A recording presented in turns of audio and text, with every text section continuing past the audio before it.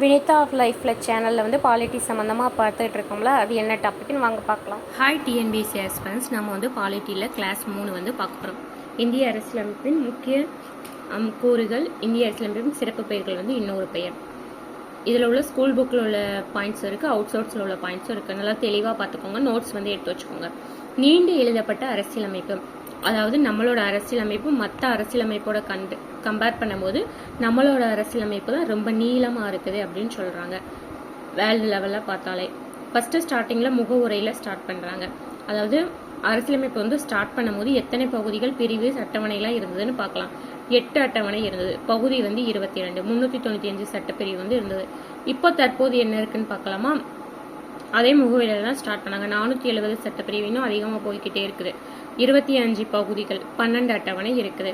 இதுவரை ஒரே ஒரு பகுதியை மட்டும் நீக்கம் பண்ணியிருக்காங்க. அது என்ன பகுதின்னு பார்த்தோம்னா பகுதி வந்து 7. சேர்ப்பு வந்து எத்தனை சேர்த்துருக்காங்கன்னு பார்க்கலாமா? பகுதி 4 வந்து ஆட் பண்ணியிருக்காங்க. அட்டவணையும் 4 ஆட் பண்ணியிருக்காங்க. அது என்னெல்லாம் பார்க்கலாமா?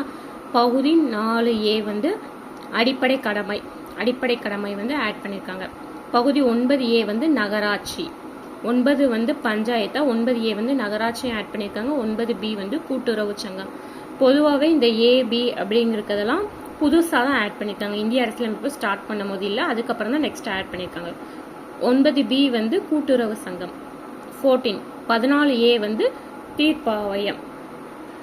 14 என்னது? மத்திய மாநில அரசுக்கு கீழான பணிகள் வருமா, அதுக்கு கீழே வந்து இந்த 14A வந்து தீர்ப்பாயம் ஆட் பண்ணியிருக்காங்க. இப்போ அட்டவணை என்னெல்லாம் பார்க்கலாமா? 9 வந்து நில சீர்திருத்தம் தொடர்பான சட்டம்.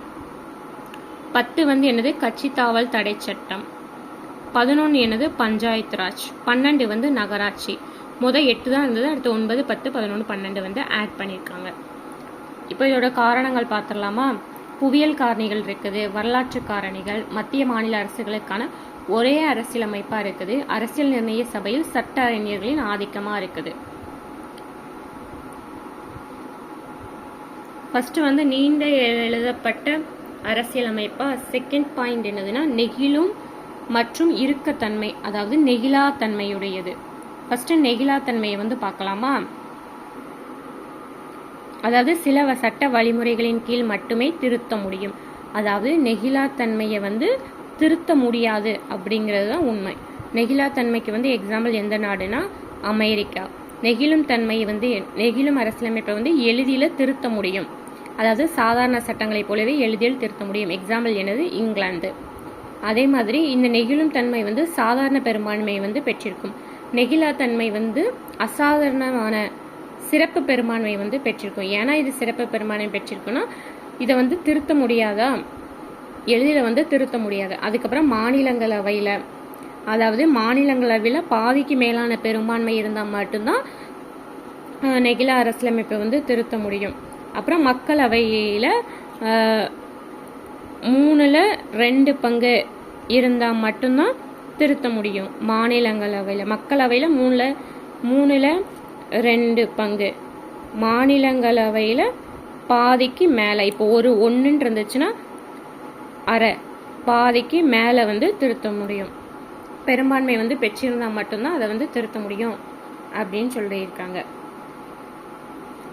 3வது பாயிண்ட் என்னதுன்னா இறையாண்மை, சமதர்ம, சமய சார்பற்ற மக்களாட்சி, குடியரசு. இப்போ இறையாண்மை, சமதர்ம, சமய சார்பற்ற மக்களாட்சி, குடியரசு. இதை வந்து ஆர்டர் வந்து மாற்றி கொடுத்துருப்பாங்க, இதை வந்து கரெக்ட் பண்ணி கேட்பாங்க, அதனால இதை நல்லா பார்த்துக்கோங்க. நெக்ஸ்ட் என்னதுன்னா சிறப்பு கூறுகளில் நாடாளுமன்ற ஆட்சி முறை. நாடாளுமன்ற முறை வந்து அரசியல் நிர்வாகம் நாடாளுமன்றத்திற்கு கட்டுப்பட்டு தான் இருக்கும். 3வது என்னதுன்னா நமது அரசியலமைப்பு ஒற்றை குடியுரிமையை கொண்டது. அமெரிக்கா வந்து இரட்டை குடியுரிமை கொண்டது. 6வது என்னதுன்னா வயது வந்தோர் வாக்குரிமை அடிப்படையில் தானே நமது நாடு செயல்படுது. அதாவது 1932ஆம் ஆண்டில் லோத்தியன் பிரபு அப்படின்னு ஒருத்தவங்க இருக்காங்க. அவங்க தலைமையில தான் வாக்குரிமை குழு வந்து அமைக்கப்பட்டது. அந்த வாக்குரிமை குழு தான் வயது வந்தோருக்கெல்லாம் வாக்குரிமை அளிக்கணும்னு சொல்லி பரிசீலனை வந்து பண்ணது.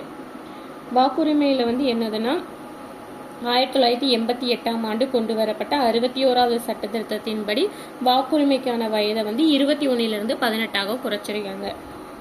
என்னதுன்னா நோட் பண்ணிக்கோங்க. 1988ஆம் ஆண்டு 61வது சட்ட திருத்தத்தின்படி வாக்குரிமை வயதானது 21 18 வந்து குறைச்சிருக்காங்க. எப்போ 21 வயதா இருந்ததுன்னு கேட்டாங்கன்னா, இந்தியா வந்து விடுதலை பெற்ற பின்பு துவக்கத்துல வந்து இந்த மக்களோட வாக்குரிமை வயது வந்து 21 தான் இருந்தது. அதான் 1988 குறைச்சிருக்காங்க, 21 18. அதே இது 1935ஆம் ஆண்டு வாக்களிப்போர் இருப்பாங்களா, அவங்களுக்கு வந்து இந்திய அரசு சட்டத்துல வந்து வாக்குரிமைக்கான வயது வந்து 10% அப்படின்னு சொல்லி வழங்கப்பட்டிருக்குது. நெக்ஸ்ட் பாயிண்ட் என்னதுன்னா, சுதந்திரமான ஒருங்கிணைந்த நீதி அமைப்பு. அதாவது இந்தியாவில் நீதித்துறையின் செயல்பாடுகளில் நிர்வாக தலையீடோ அல்லது நாடாளுமன்ற சட்டமன்றங்களின் தலையீடுகள் இல்லாமல் இயங்கும் ஒரு தன்னாட்சி அமைப்பு. அதாவது உச்ச நீதிமன்றம், உயர் நீதிமன்றம், கீழமை நீதிமன்றம், துணை நீதிமன்றம் இந்த மாதிரி தான் இருக்குது. ஃபர்ஸ்ட் நம்ம துணை நீதிமன்றத்துக்கு போய் நம்மளோட இது கேஸ் வந்து கொடுப்போம். அப்புறம் கீழமை, அப்புறம் உயர் நீதிமன்றம், அடுத்து உச்ச நீதிமன்றம். அப்புறம் அடிப்படை உரிமைகள். அடிப்படை உரிமைகள் பின்னாடி உள்ள டாபிக்ல டீட்டெயிலாக பார்க்கலாம். இப்போ வந்து நாட்டின் பாதுகாப்பு கருதி உலகந்த தடை வந்து இதில் விதிக்கலாம் அடிப்படை உரிமையில. இது வந்து முழுமையானதா இல்லை. இதோட பகுதிகளை பார்த்தோம்னா, பகுதி வந்து 3. சட்டப்பிரிவு பார்த்தோம்னா 12 to 35. முதல் ஸ்டார்ட் பண்ணும்போது எத்தனை அடிப்படை உரிமைகள் இருந்ததுன்னு கேட்டாங்கன்னா 7 அடிப்படை உரிமைகள். இப்போ எவ்வளவு இருக்குதுன்னா 6. இதுல எதை நீக்கிட்டாங்கன்னு சொல்லி கேட்டாங்கன்னா, அதாவது சொத்துரிமையை தான் நீக்கிட்டாங்க. அந்த சொத்துரிமை வந்து 31ல வந்து இருந்துச்சு. அந்த சொத்துரிமையை தான் இப்போ வந்து நீக்கிட்டாங்க. இப்போ 6 அடிப்படை உரிமைகள் இருக்கு. அது என்னலான்னு பார்த்தலாமா? சமத்துவ உரிமை, சுதந்திர உரிமை, சுரண்டலுக்கு எதிரான உரிமை, சமய சுதந்திர உரிமை, கல்வி கலாச்சார உரிமை, அரசியலமைப்புக்கு உட்பட்டு தீர்வான உரிமை. இது அடிப்படை உரிமை. நெக்ஸ்ட் டாபிக்ல டீட்டெயிலா பார்க்கலாம். இப்போ அரசுக்கு வழிகாட்டும் நெறிமுறை கோட்பாடு, நெறிமுறை கொள்கை கோட்பாடு. இதுல பிரிவு எதுல இருந்ததுக்குன்னா 36. இது 35ல முடிஞ்சதா, இது 36 to 51. அப்போ பகுதி என்னதுன்னா 4. அடுத்து என்னதுன்னா அடிப்படை கடமை. அடிப்படை கடமை எத்தனை இருக்குன்னா 11 இருக்குது. இப்போ 11 இருக்கு. ஸ்டார்டிங்ல 10 தான் இருந்துச்சு, இப்போ 11 இருக்குது. பகுதி 4A, பிரிவு வந்து 51A. அதாவது நெக்ஸ்ட் என்னதுன்னா ஒற்றையாட்சி தன்மையுடன் கூடிய கூட்டாட்சியா இருக்குது. ஒற்றையாட்சியுடன் கூடிய கூட்டாட்சியா இருக்குது. சிதைக்க முடியாத மத்திய அரசு. மத்திய அரசு வந்து சிதைக்க முடியாது, சிதைக்க முடிய மாநில அரசு. இது வந்து நெருக்கடி காலத்துல ஒற்றையாட்சியா தான் செயல்படும். நெக்ஸ்ட் பாயிண்ட் என்னதுன்னா நிதி சீராய்வு, சமநிலை, நாடாளுமன்ற மேலாதிக்கம். அடிப்படை உரிமை மீறப்படாமல் கண்காணிப்பிலும் நாடாளுமன்ற நிர்வாக செயல்பாடுகளில் தேவைப்பட்டால் தலையிடுவதிலும் நீதித்துறைக்கு சுதந்திரம் வழங்க வேண்டும். நீதி அமைப்பு இந்த நாடாளுமன்றமாக செயல்படுகிறது. பாராளுமன்றம் தன்னுடைய அதிகாரத்தை பயன்படுத்தி அரசியலமைப்பின் பெரும்பான்மை பகுதியை திருத்தலாம். அதாவது நம்மளோட நாட்டுல வந்து பாராளுமன்றம் தான் மெயினா இருக்கும், நீதித்துறை கிடையாது. பாராளுமன்றத்துக்கு அப்புறம் தான் நீதித்துறை வந்து இருக்கும். பாராளுமன்றம் வந்து தன்னுடைய அதிகாரத்தை பயன்படுத்தி அரசியலமைப்பின் பெரும்பான்மை பகுதியை சேஞ்ச் பண்ணலாம்னு சொல்றாங்க. நாடாளுமன்றத்தில் இயற்றப்பட்ட சட்டம் அரசியலமைப்பின் அடிப்படை தத்துவத்திற்கு முரணாக இருந்தால் அதை செல்லாதாக்கவும் அப்படிங்கிற அதிகாரம் நீதி சீராய்வு அப்படின்னு சொல்றாங்க. சுதந்திரமான அமைப்புகள் இருக்குது நம்மளோட அரசியலமைப்புல. அது என்னெல்லாம் இருக்குன்னா தேர்தல் ஆணையம், தலைமை கணக்கு தணிக்கையாளர், மத்திய மற்றும் மாநில பொது பணியாளர் தேர்வாணையம். அவசர கால ஏற்பாடுகள், அவசர கால நெருக்கடிகள் இருக்குல்ல, அதுல வந்து குடியரசுத் தலைவருக்கு மட்டுமே தான் உரிமை உண்டு. என்ன நெருக்கடினா 352 நோட் பண்ணிக்கோங்க. மத்திய நெருக்கடி 356, மாநில நெருக்கடி 360, நிதி நெருக்கடி இருக்குது. 3 அடுக்கு அரசாங்கமா இருக்குது. என்ன அரசாங்கம்னா மத்திய அரசாங்கம், மாநில அரசாங்கம், உள்ளாட்சி அரசாங்கம். இந்த மத்திய அரசாங்கம்லாம் டீட்டெயிலாக பார்ப்போம். மாநிலம், உள்ளாட்சி எல்லாம் அடுத்தடுத்த பார்ட்ல டீட்டெயிலாக பார்க்கலாம். கூட்டுறவு சங்கம். கூட்டுறவு சங்கம் வந்து ஃபர்ஸ்ட் நம்ம இந்திய அரசியலமைப்பு ஸ்டார்ட் பண்ணும் போது இருந்துச்சுன்னு கேட்டாங்கன்னா இந்த வேர்டு வந்து கிடையாது. ஏன்னா 9Bல தானே ஆட் பண்ணியிருக்காங்க. இப்போ என்னது பார்க்கோம்னா இது வந்து எந்த சட்ட திருத்தத்தின்படி கொண்டு வந்தாங்கன்னா 97வது அரசியலமைப்பு சட்ட திருத்தத்தின்படி 2011ல கொண்டு வந்தாங்க. பிரிவு என்னன்னு பார்த்தோம்னா 19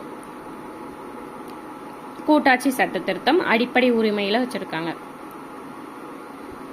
பிரிவு வந்து 43B வந்து கூட்டுறவு சங்க மேம்பாடா இருக்குது.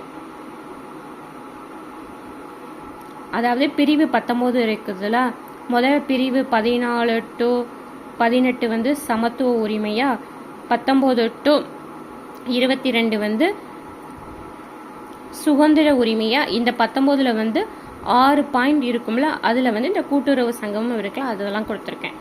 பிரிவு 43B வந்து கூட்டுறவு சங்க மேம்பாடு. கூட்டுறவு சங்கம் வந்து இப்போ தான் சொன்னோன்னா 9B. அதே மாதிரி பிரிவு வந்து பார்த்தோம்னா 243 இசட் டு இசட்டி. இது வந்து கொஸ்டின் ஆல்ரெடி கேட்டிருக்காங்க, பார்த்துக்கோங்க. பல்வேறு மற்றும் இந்திய அரசு சட்டம் 1935 இருந்து தான் எடுக்கப்பட்டது.